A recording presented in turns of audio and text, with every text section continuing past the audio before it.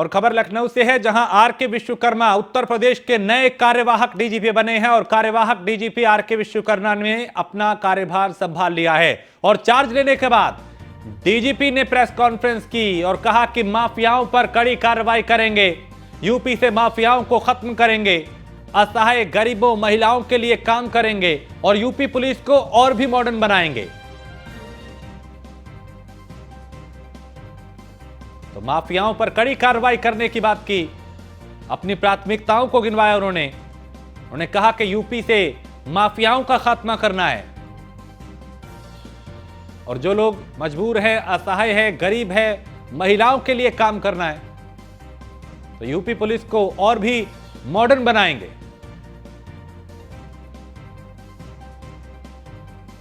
तो आर के विश्वकर्मा उत्तर प्रदेश के नए कार्यवाहक डीजीपी बने हैं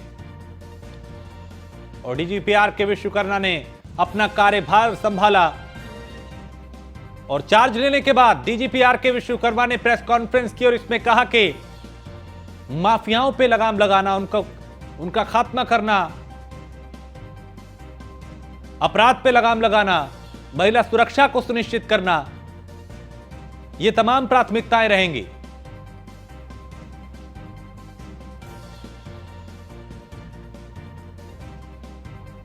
तो यूपी पुलिस को और भी मॉडर्न बनाएंगे।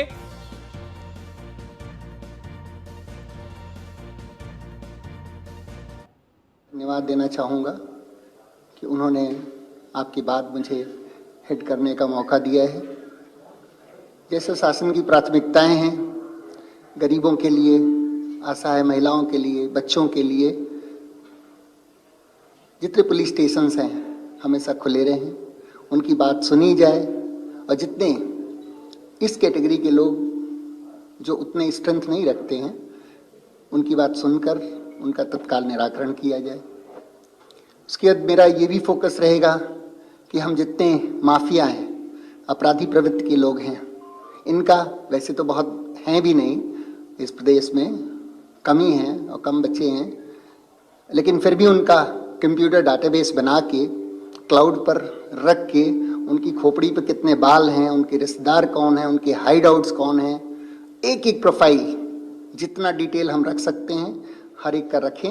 और अभी तक जैसे माननीय मुख्यमंत्री जी के निर्देशन में इनको बिल्कुल औकात पर रखा गया है, उसी तरह से उसको आगे बढ़ाते हुए और जितने अपराधी प्रवृत्ति के लोग हैं और माफियाज हैं, इनको दुरुस्त किया जाएगा। सर्वप्रथम मैं और उत्तर प्रदेश में 5 आईपीएस अफसरों के तबादले किए गए हैं। डीजी स्तर के 5 आईपीएस अफसर जिनको इधर से उधर किया गया है, जिसमें आनंद कुमार डीजी को कोऑपरेटिव सेल बने हैं आनंद कुमार, और डीजी विजय कुमार को सतर्कता का अतिरिक्त चार्ज दिया गया है। एडीजी एलओ प्रशांत कुमार को ईओडब्ल्यू का अतिरिक्त चार्ज मिला है, जबकि डीजी एसएन सावत को कारागार का चार्ज दिया गया है और डीजी एमके बशाल को यूपी पावर कॉर्पोरेशन का चार्ज दिया गया है। उत्तर प्रदेश में लगातार व्यवस्था को और बेहतर करने के लिए कई कदम उठाए जा रहे हैं।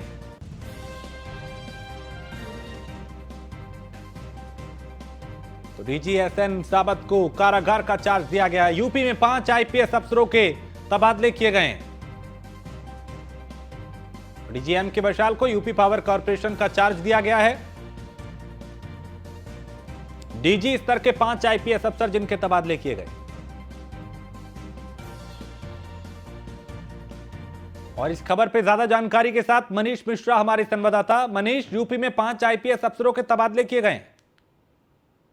आज निश्चित तौर से देखिए, आपको बता दें कि जहां प्रदेश को एक नया कार्यवाहक डीजीपी मिला है, वहीं के बात करेंगे तो प्रशांत कुमार और एमके बशाल जैसे 2 आईपीएस अधिकारी थे, उनको स्पेशल डीजी रैंक पे बनाया गया है। इसके साथ 5 जो डीजी हैं रैंक के अधिकारी थे, उनका ट्रांसफर किया गया है, जिसमें प्रशांत कुमार जो कि एडीजी एलओ थे पहले, उनको special DG law and order के साथ साथ आपराधिक और आर्थिक अपराध संगठन का अतिरिक्त प्रभार दिया गया है। साथ ही साथ डीजी जेल आनंद कुमार को अब कोऑपरेटिव का डीजी बनाया गया है। एसएम सावत जो कि डीजी पे पदोन्नत हुए थे, उनको अब डीजी कारागार का चार्ज दिया गया है। साथ ही साथ आपको बता दें कि विजय कुमार जो कि महानिदेशक सीबीसीआईडी थे डीजी, उनको सीबीसीआईडी के साथ सतर्कता का दिया गया और एमके बशाल जो कि एडीजी थे उनको स्पेशल डीजी पे प्रमोट करते हुए उनको अब पावर कॉर्पोरेशन का विशेष यानी कि स्पेशल डीजी नियुक्त किया गया। तो जिस तरीके से हमने देखा था कि आज कार्यवाहक एक नया डीजी मिले हैं आरके विश्वकर्मा, उनको कार्यवाहक डीजी भी बनाया गया, तो साथ ही साथ उनको एक नई टीम के साथ भी दिया गया जिसमें 2 स्पेशल डीजी और तमाम 3 डीजी हैं जिनके कार्य क्षेत्र में बदलाव किए गए।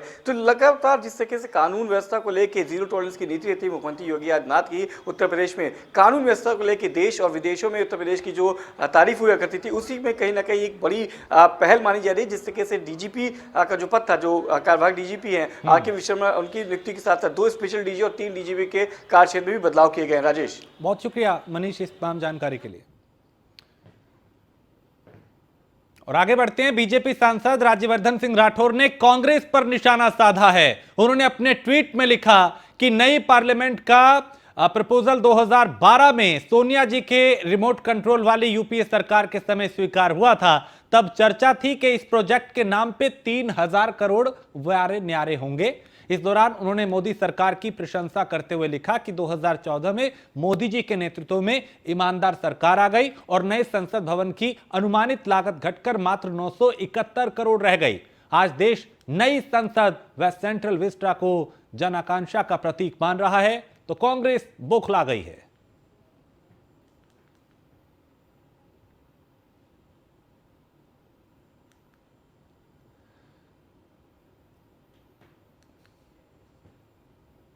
और अगली खबर महोबा से है, जहां भूमाफिया के खिलाफ प्रशासन एक्शन मोड में आ गया है। दरअसल भूमाफियाओं के खिलाफ सख्त कार्रवाई करते हुए मुकदमा लिखा गया।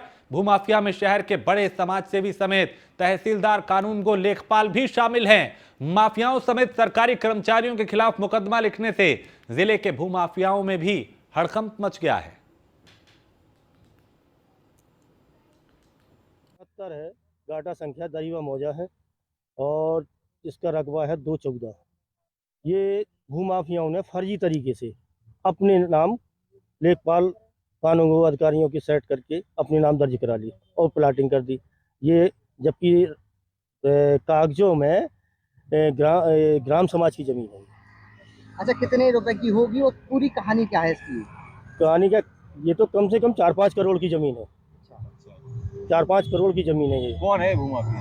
ये शरद तिवारी, इन्हीं को जानते हैं हम। इन्हीं के कब्जा रहा, इन्हीं ने प्लाटिंग की है। अच्छा, तो ये बताइए कि कितना रकबा है इसका? 2 तहसील की रिपोर्ट के आधार पर 29/3 को मैंने एक तहरीर दिया है जिसमें 6 लोगों के खिलाफ मुकदमा FIR करने के लिए हमने वो किया है, जिसमें से ये प्रकरण है मौजा दरीवा का, घाटा संख्या 2669 और रकबा है 214, जिसमें 6 लोगों के खिलाफ FIR दर्ज हुआ है, जिसमें तत्कालीन तहसीलदार, तत्कालीन कानूनगो और तत्कालीन लेखपाल।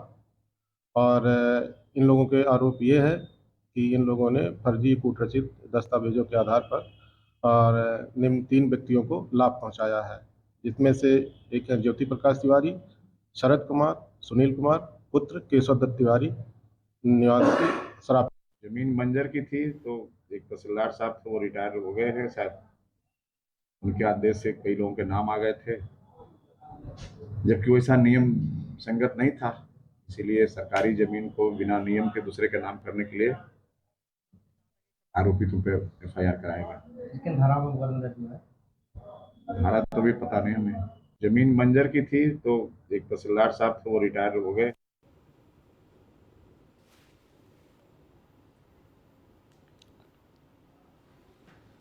और अनुज हमारे संवाददाता इस खबर पे ज्यादा जानकारी के साथ। अनुज, भूमाफियाओं में शहर के कई बड़े समाज सेवी, तहसीलदार, कानूनगो भी शामिल है जिन्होंने सरकारी जमीनों पे कब्जे कर रखे हैं। जी बिल्कुल, देखिए कि समाज से भी जो दिन भर अधिकारियों के साथ कलम ताल करते नजर आते हैं, उनको ही द्वारा जो है 3 सरकारी कर्मचारियों को किस तरह से मिलाकर लगभग 4 से 5 करोड़ रुपए की जो जमीन है, जो 2669 गाटा संख्या था, जो ग्राम समाज की जमीन हुआ करती थी। चूंकि ये जो रकबा है पूरा हाईवे से लगा हुआ था, तो इस पे इन समाज सेवियों की जो है नजर लंबे समय से बनी हुई थी। तो इनको द्वारा जो तत्कालीन तहसीलदार थे और जो लेखपाल थे उनको साथ में मिलाकर इस पूरी जमीन को अपने नाम दर्ज कराया और उसके बाद उसमें खुद की एक प्लॉटिंग भी पूरी करी, जिसको लगभग 1300 से 1500 रुपए स्क्वायर फीट के हिसाब से पूरे जो 2 बीघा का से अधिक का रकबा था उसको बेच डाला। जैसे ही एक शिकायतकर्ता द्वारा इस पूरे मामले को रखा गया, बताया गया, उसके बाद की आंखें खुली और जांच जो ईओ नगर पालिका उनसे जांच करा के तुरंत जो है एसडीएम के द्वारा तुरंत एक एफआईआर कराई गई, जिसमें वाजिद हुसैन थे जो तत्कालीन तहसीलदार हुआ करते थे, ब्रज किशोर खरे थे जो रजिस्ट्रार कानून को हुआ करते थे, नंद किशोर जो लेखपाल थे।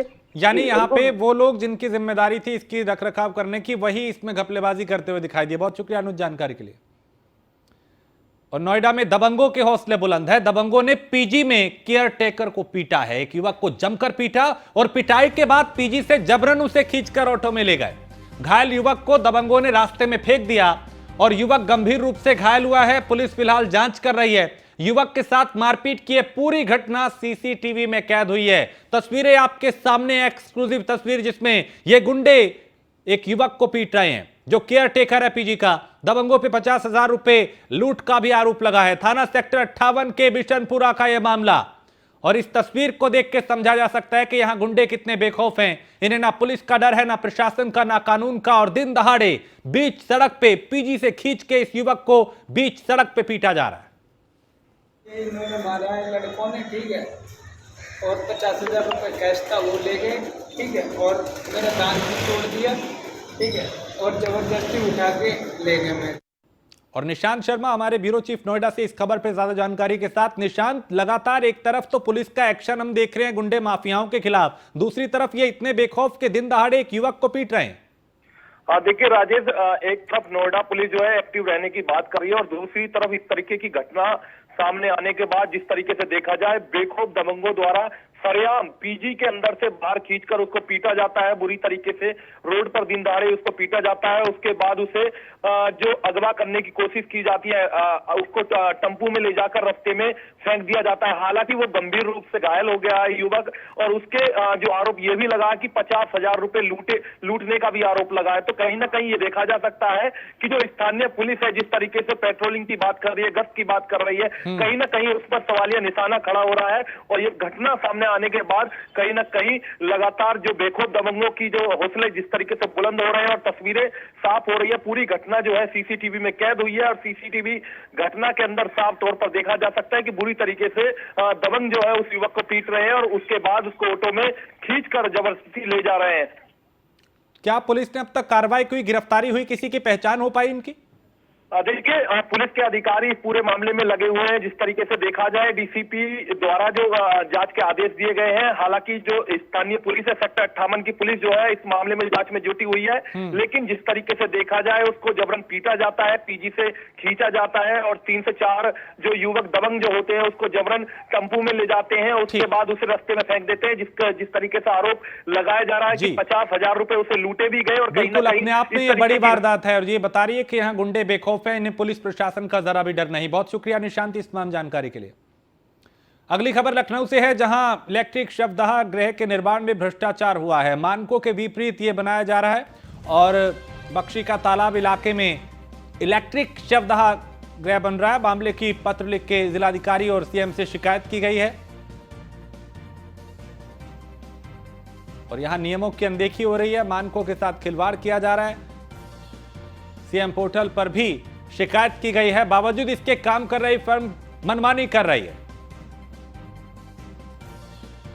तो स्थानीय लोग और सभासद ने पत्र लिखकर बकायदा इसकी शिकायत की है और शवदाह गृह के बाउंड्री वॉल में पीली ईंट का इस्तेमाल हो रहा है, यानी ये कच्ची ईंटें होती हैं, किसी भी वक्त ये दीवार गिर सकती है।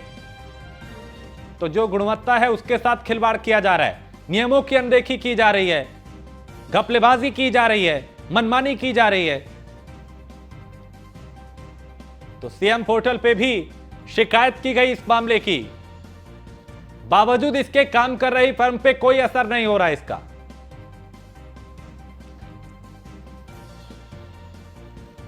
और नीलेश हमारे संवाददाता इस खबर पे ज्यादा जानकारी के साथ। नीलेश, ये पूरा मामला क्या है? चूंकि बताया जा रहा है इलेक्ट्रिक शवदाह गृह जहां पे नियमों की अनदेखी की जा रही है, जो मानक है उनकी लापरवाही की जा रही है, अनदेखी की जा रही है। देखिए, बिल्कुल जिस तरीके से ये पूरा मामला निकलकर सामने आया है कि बक्शी तालाब तहसील क्षेत्र में एक इलेक्ट्रिक सौदागृह बनाया जा रहा है, जिसकी जिम्मेदारी एचएएल को दी गई है और रक्षा मंत्रालय की तरफ से एक इलेक्ट्रिक सौदागृह बनाया जा रहा है। लेकिन जिस तरीके से जो ग्रामीण है उन्होंने जो वीडियो बनाए हैं उससे साफ होता है कि जो ईंटें वहां लगाई जा रही हैं वो ईंटों की गुणवत्ता ठीक नहीं है, कि एक ईंट को दूसरे ईंट पर लड़ाने से वो टूट जा रही है। जहां मोरंग का इस्तेमाल होना था वहां डस्ट का इस्तेमाल किया जा रहा है, जिसकी शिकायत स्थानीय लोगों ने, स्थानीय सभासद ने सैकड़ों बार जो है जिलाधिकारी से की है और एचएएल के जो जिम्मेदार ठेकेदार हैं जिनके पास इलेक्ट्रिक सौदागृह बनाने की जिम्मेदारी उनसे की गई, लेकिन अभी तक नतीजा कुछ नहीं निकला। जिसके बाद लगातार जो है ग्रामीण ये मांग कर रहे हैं कि जितना पैसा इलेक्ट्रिक सौदागृह बनाने के लिए भेजा गया है उतना पैसा वहां पर इस्तेमाल हो, ताकि बेहतर तरीके का इलेक्ट्रिक सौदागृह बनाया जा सके।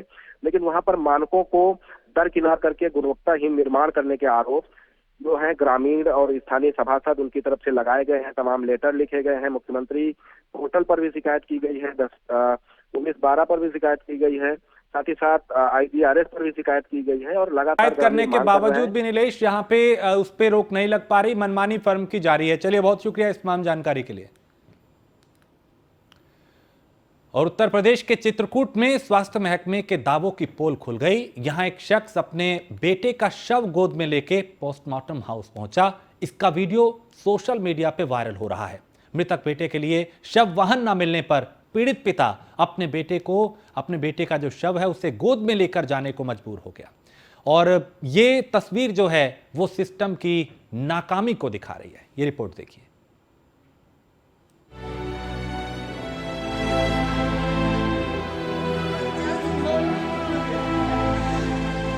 कह रहे थे एम्बुलेंस के लिए? एम्बुलेंस पहले वहाँ जिला अस्पताल ले गया था। हाँ, वहाँ से फिर नहीं, ये अपनी बस से लाए हैं। अपनी बस से लाए? हाँ। एम्बुलेंस के लिए क्या कहे हैं? अब ये लोग बोले कि वो नहीं ले जाएगा। रोइए, रो लीजिए, देखिए, देख लीजिए, दर्द कितना है, क्या कोई इसे तौल पाएगा?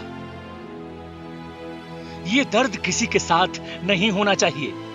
आखिर पिता पर क्या बीत रही होगी? अनंत दर्द में डूबा हुआ है पिता। कहते हैं जनाजा जितना छोटा हो उसका वजन उतना भारी होता है। दुनिया का सबसे बड़ा बोझ एक पिता के कंधे पर बेटे की लाश होती है। उंगलियां पकड़कर जिसे चलना सिखाया था आज वो उसकी गोद में है, निस्तेज, निष्प्राण। अब दो हाथों के बीच मासूम का स्पर्श करता है शरीर जो बेजान सा है। उसका एहसास करना कितना दिल को तोड़ देने वाला, चीर कर रख देने वाला होगा। ये दृश्य आत्मा के अंदर छिपे परमात्मा को भी तोड़ने के लिए काफी है। लेकिन हाय रे स्वास्थ्य महकमा, इस अभागे पिता के भाग्य को देखकर कलेजा नहीं पसीजा। बेहतर स्वास्थ्य सेवाओं की दुहाई तो बहुत दी जाती है, पर अक्सर ऐसे मामले सामने आ जाते हैं कि इन दावों पर अपने आप सवालिया निशान लग जाते हैं। चित्रकूट दर्शन को आया एक पिता अपने मृत बच्चे के शव को हाथों में लेकर हाँफते हुए पोस्टमार्टम हाउस पहुंचा तो एक बार फिर आम आदमी की व्यवस्था करा उठी और स्वास्थ्य महकमे के बेहतरी के दावे खोखले साबित हो गए। क्या कह रहे थे एम्बुलेंस के लिए? एम्बुलेंस पहले वहाँ जिला अस्पताल ले गया था। हाँ, वहाँ से फिर नहीं, ये अपनी बस से लाए हैं। अपनी बस से लाए? हाँ। एम्बुलेंस के लिए क्या कहे हैं? अब ये लोग बोले कि वो नहीं ले जाएगा। घर से भगवान का दर्शन करने के लिए पूरा परिवार निकला। किसी को भगवान तो मिला, लेकिन बेटे को भगवान ने अपने पास बुला लिया। सड़क किनारे खड़े बेटे को बोलेरो ने अपनी चपेट में ले लिया। 7 साल की उम्र में बेटे की मौत हो गई तो पूरा परिवार रो रहा है। माँ रो रही है, दादी रो रही है, ये आसमान रो रहा है, ये जमी रो रही है, इनका अपना जहां रो रहा है। लेकिन एक है जिसका दिल नहीं पसीजा, वो है चित्रकूट का स्वास्थ्य महकमा। रहम नहीं आया, कलेजा नहीं फटा, तरस नहीं आया। स्वास्थ्य महकमा बेटे के बिछड़ने के गम से गमजदा पिता की पुकार सुन नहीं पाया, अमल नहीं कर पाया, पोस्टमार्टम हाउस तक ले जाने के लिए शव वाहन तक दे नहीं पाया। तो क्या कहेंगे? जवाब क्या है? Bureau report, news 1 India. खबर आगरा से है, जहां नगर विकास मंत्री ए.के. शर्मा फतेहाबाद पहुंचे। इस दौरान उन्होंने नगर पंचायत में विकास कार्यों की समीक्षा की और नगर में सफाई व्यवस्था दुरुस्त करने के निर्देश दिए। इस दौरान उन्होंने आम जनता की समस्याओं को भी सुना और पूरे कार्यक्रम के दौरान बीजेपी विधायक छोटेलाल वर्मा भी यहां पे मौजूद रहे। नगर पंचायत की मुलाकात के लिए मैं लखनऊ से चलकर सीधा फतेहाबाद आया हूँ। मेरे मन में एक इच्छा थी कि चूँकि मैं आगरा ज़िले का प्रभारी मंत्री हूँ, तो मुझे वहाँ की स्थानीय संस्थाओं को और ऐसे जो हमारे ग्रामीण अंचल की जो संस्थाएं हैं उनको मैं प्रत्यक्ष जाकर देखूँ। क्योंकि आगरा जाकर के तो हमने एक मीटिंग किया भी और आगे भी करते रहेंगे, लेकिन जब तक हम स्थानीय स्तर पे चीज़ों को नहीं देखते हैं तब तक वास्तविकता सच्चाई मालूम नहीं पड़ती है, उसमें परिवर्तन नहीं आ पाता है। और इसी के साथ इस बुलेटिन में फिलहाल इतना ही। आप बने रहिए न्यूज़ 1 इंडिया के साथ।